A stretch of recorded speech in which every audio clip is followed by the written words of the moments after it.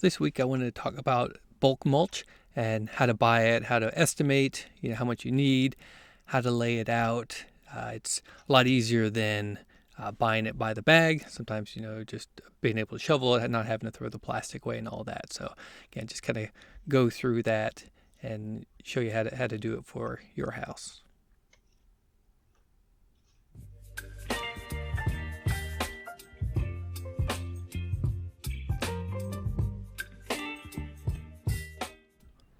So the first step is to estimate. So you may not have exactly square areas. Like in mine, I have a lot of angled.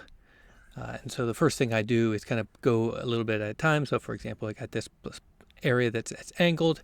The largest side is 21 feet. And then I go and I measure the longer side.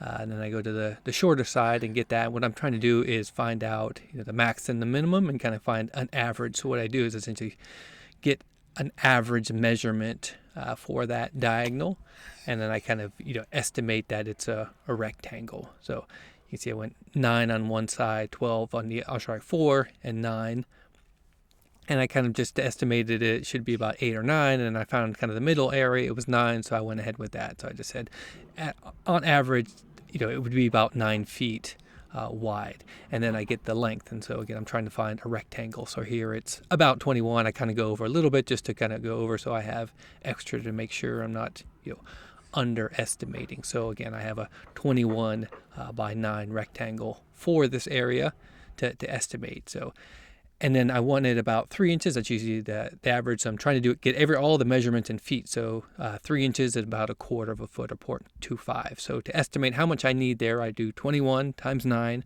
times 1/4, and I get 47 1/4. And that's square feet, but we need to order by yards. So divide by 27, which is 3 times 3 times 3, but just divide by 27. And so for this area, I need 1 3/4, or 1.75 cubic yards. So when you order it, you just say this is how many yards I want, and depending on how much you get, the size of the truck that's going to come dump it there is going to come. So I like to put plastic down, especially when I'm putting colored mulch, so you can see it dumps it. When you clean up, it makes it a lot easier. And when you're trying to scoop it, you can use that plastic, kind of like get the little bits. And this is what it looks like dumped. So I got 6 yards, which would be, if they did it exactly perfect, would be 1 by 2 by 3. And some of the tools you want, you're going to want obviously a buck or a wheelbarrow. You want something kind of big, so you're not having to hand carry it. A pitchfork, that's the easiest, just to scoop it. And then a rake. You can use a plastic one like this, or the metal ones are good. And then some gloves as well, especially if you're using the colored mulch. And what you want to do is go around and edge the area between the grass and the mulch, if you have grass. And part of it I've done already here. It grew in a little bit just because I did it a couple days before. What you want is, again, a straight edge there. It doesn't have to be perfect. And then a little trough.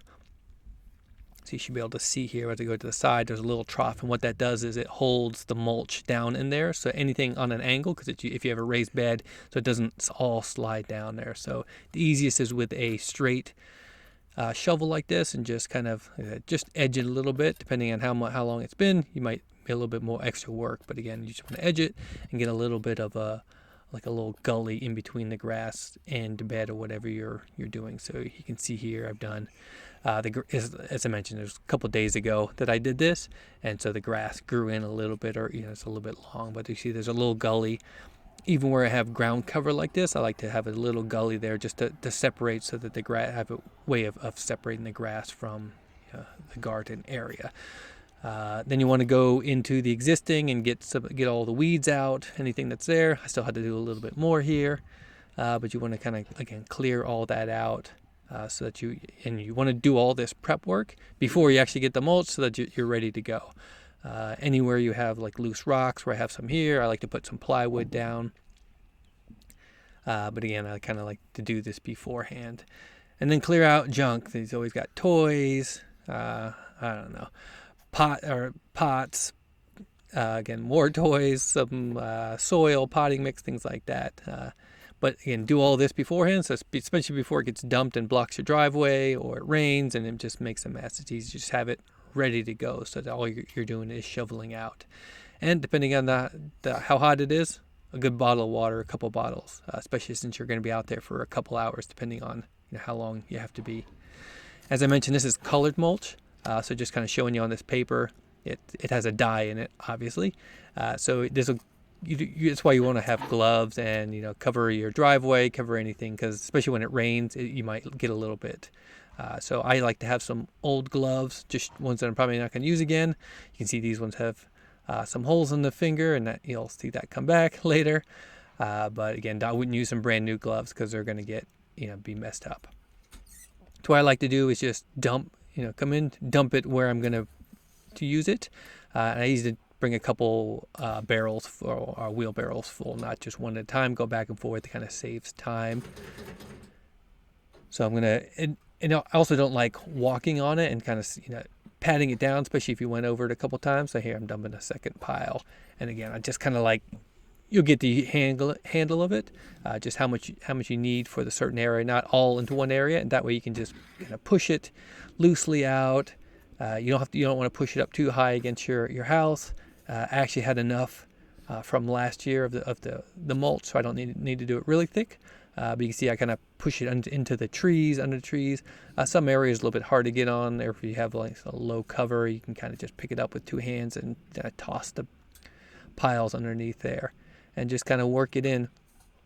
So you can see this is why it helped to have a couple wheelbarrows or piles there just ready, and I can kind of work my way back without having to do it after each barrel, throw the rake down. So I'm using the metal rake. I found that's a little bit easier. And then you can see how it's laid in here into that, where I had that trough between the bed and the grass. So that just looks like a smooth area. And what that does is, again, it builds it up. So when you get heavy rain, it doesn't wash down everything that you put into there and wash it all towards the grass. It has an area that can get washed down there a little bit, but as it settles, you'll get a nice even area there, and you won't, again, get any washout. So just kind of work your way around the house. You might have areas where it's like raised up like this, where I can't just dump it, so it's just high enough where I can kind of push it in there, so you don't have to scoop it. Because the least amount of work you can do is the best. You're not having to, because you're already having to lift it in here. You want to minimize all the lifting you're having to do. So I kind of like worked it in here, or enough that I need, but not all in one pile where I then have to move it, but just enough where I can just come back with the rake, work it in underneath the bushes, up against the edge. You can see there's some areas just fill in, some it's heavy. I just want to throw it in there. But here's an area where it's just too high to dump it, so I had to lift it.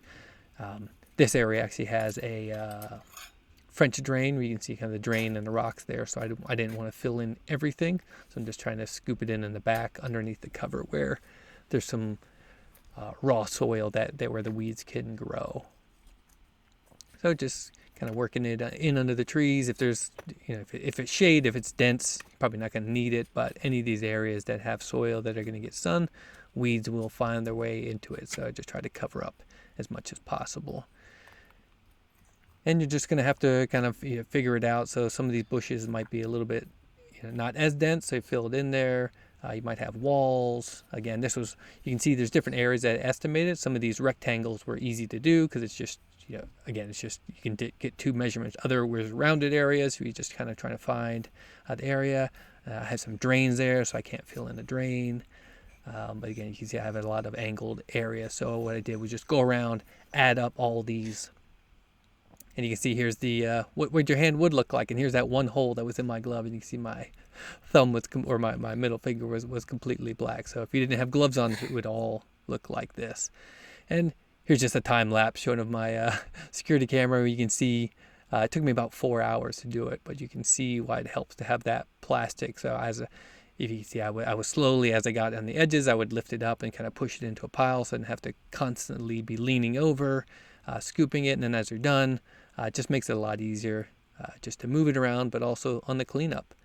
And it's a lot of work.